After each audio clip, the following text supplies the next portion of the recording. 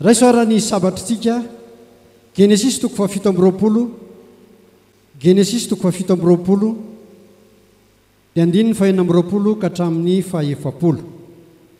Genesis toko fafito amby roapolo, andininy fahenina amby roapolo ka hatramin'ny fahaefapolo. Ny soramandry dia ny fitaka nataon'i Jakoba azahoany ny tsodrano ny rainy. Andininy fahenina amby roapolo. Aroy Isaka tamin'ny rainy taminy. Aroy Isaka rainy taminy. Mba manatona kely ka manoroa anaka. Dia nanatona izy ka nanoroka azy. Ary Saka nandre ny fofon'ny fitafiny dia nitsodrano azy nanao hoe ny fofon'ny zanako dia tahaka ny fofon'ny sa izay notahiany Jehova. Ary hanomezan'Andriamanitra anao anie ny andony lanitra sy ny tsiron'ny tany ary vary sy ranom-boaloboka betsaka. Anompo anao anie ny firenena maro ary ekoaka eo anatrehanao ny firenena samihafa. Hotompon'ny rahalahinao anie ianao ary aoka ekoaka eo anatrehanao ny zanaky ny reninao. Ho voahozona anie izay rehetra manozona anao ary ho asoavina anie izay manisy soanao. Ary efa vita ny tsodran'ny Isaka, ary efa vita ny tsofana Isaka rano any Jakoba, ary vao nifidy Jakoba, ary vao nidify Jakoba teo anatrehan'ny Isaka rainy, dia niditra kosa Esau rahalahiny avy niaza. Ary izy koa nanao anim-py ka nitondra azy tao amin'ny rainy. Ary izy tamin'ny rainy, aoka hiarina ny raiko ka hihinana amin'ny aza ny zanany mba hitsofan'ny fanahinao rano ahy. Fa ho Isaka rainy taminy, izy indray moa ianao, ary izy izaho ny Esau zanako lahy matoa. Ary torakovitra indrindra Isaka ka nanao hoe iza ary ilay naka-aza ka nitsodrano ka nitondra teto amiko, ary efa ninanako izany rehetra izany. Fony tsy mbola tonga ianao ka efa nitsofoko rano izy, ho tahina tokoa izy. Raha vao reny Esau ny tenin'ny rainy dia nitaraina mafy dia mafy izy ka nanao taminy hoe mba tsofo rano re aho dia izaho koa rikako eo. Ary hoy rainy, tonga ny rahalanao nanandoka ka nalasa ny tsodranonao. Dia hoy Esau, moa tsy mandiva ny anarany hoe Jakoba, fa efa namingana indroa izy zao. Ny fizokiko efa nalainy, ary indro ankehitriny lasany koa ny tsodranoko. Ary io koa izy tsy mba nitahiry tsodrano ho avy ianao. Dia namaly Isaka ka nanao tamin'ny Esau hoe indro efa nataoko ho tomponao izy, ary ny lalahany rehetra no omeko ho mpanompony, ary ny vary sy ny ranom-boaloboka no namelomako azy. Koa inona indray no ho ataoko aminao anaka? Ary hoy Esau tamin'ny rainy, tsodrano iray ihany va no anao rikaky? Mba tsofo rano re aho dia izaho koa rikako eo. Ary Esau dia nanandratra ny feony ka nitomany. Dia namaly Isaka rainy ka nanao taminy, indro tsy ho amin'ny tsiron'ny tany ny fonenanao, ary tsy ho amin'ny andony lanitra avy any ambony, fa ny sabatrao no ivelomanao, ary ny rahalahinao no tompoinao. Kanefa ramby amin'ny andro ahafahanao dia ho tapahinao ny zigany ho afaka amin'ny vozonao. Dia rahatsika ny eo amin'ny Jaona toko faefatra. Jaona toko faefatra dia rahatsika amin'ny andininy fafito ka hatramin'ny faefatra amby roapolo. Ny nakanesan'i Jesosy tany Galili indray sy ny resaka nataony tamin'ilay vehivavy Samaritanina. Andininy fafito. Anisy vehivavy Samaritanina anankiray avy natsaka rano, dia hoy Jesosy taminy, omeo aho sotroiko, fa ny mpianana efa lasa nakany an-tanàna hividy hanina.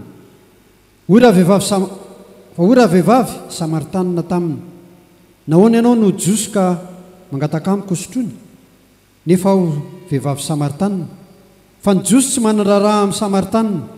Jesosy namaly ka nanao taminy hoe raha fantatrao ny fanomezan'Andriamanitra sy izay miteny aminao hoe omeo aho sotroiko, dia ianao no nangataka taminy ka nomeny rano velona. Hoy raha vehivavy taminy, tompoko, tsy manana fanovozana ianao, sady lalina ny fatsakana koa avy aiza no azahoanao izany rano velona izany? Ianao va no lehibe no Jakoba razantsika izay nanome an'ity fatsakana ity, sady izy sy ny zanany mba amin'ny biby no nisotro teto. Jesosy namaly ka nanao taminy hoe izay rehetra misotro ity rano ity dia mbola angetaheta indray fa na izana izy misotro ny rano zay omeko azy dia tsy angetaheta mandrakizay fa ny rano zay omeko azy dia aloha rano miboiboika ao anatiny ho fiainana mandrakizay. Hoy raha vehivavy tamin'ny tompoko omeo zany rano zany aho mba tsy angetaheta na aketo atsaka intsony. Hoy Jesosy taminy, andeha ary atsy mivadinao ka makanesa ty raha vehivavy namarika nanao taminy hoe tsy manambady aho. Hoy Jesosy taminy, marina ihany izay nolazainao hoe tsy manambady aho fa efa nanambady indimy ianao sady tsy vadinao lay toeranao ankehitriny, marina zany voalazanao izany. Hoy raha vehivavy tamin'ny tompoko, hitako fa mpaminany ianao, nirazantsika nivavaka teto amin'ity tendrombohitra ity fa ianareo kosa milaza fa any Jerosalema no tokony hivavahana. Hoy Jesosy taminy, raha vehivavy mino aho fa avy ny andro ka tsy amin'ity tendrombohitra ity na any Jerosalema aza no hivavahanareo amin'ray. Ianareo mivavaka amin'izay tsy fantatrareo, izay kosa mivavaka amin'izay fantatray, satria avy amin'ny josy ny famonjena fa avy ny andro sady tonga ankehitriny raha ny tena mpivavaka hivavaka amin'ray amin'ny fanahy sy ny fahamarinana fa ny raiko mitady ny mpivavaka aminy ho tahaka izany. Andriamanitra dia fanahy ary izay mivavaka aminy tsy maintsy mivavaka amin'ny fanahy sy ny fahamarinana. Amaranantsika ny vaky teny dia izay voasoratra ao amin'ny Romanina toko fahasivy, Romanina toko fahasivy andiny voalohany ka hatramin'ny fahaenina ambin'ny folo. Izao mivaky ny teny amin'ny anaran'i Jesosy.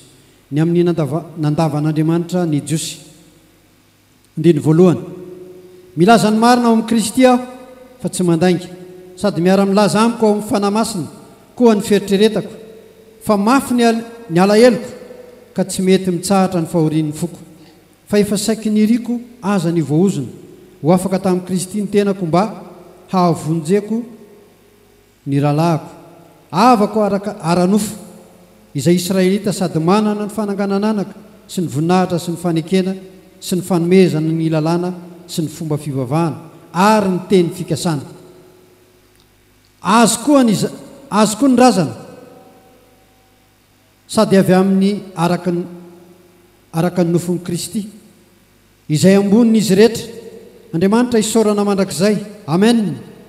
Kanefa tsy lazaiko fa foana ny tenin'Andriamanitra tsy akory, fa tsy izay rehetra avy amin'ny Israely no Israely ary na dia taranaka Abrahama azy ireo tsy dia aro zanany avokoa, fa avy amin'ny Isaka no antsoina izay taranaka ho anao. Izany hoe tsy ny zanaky ny nofo zanak'Andriamanitra fa ny zanaky ny teny fikasana no isaina ho taranaka.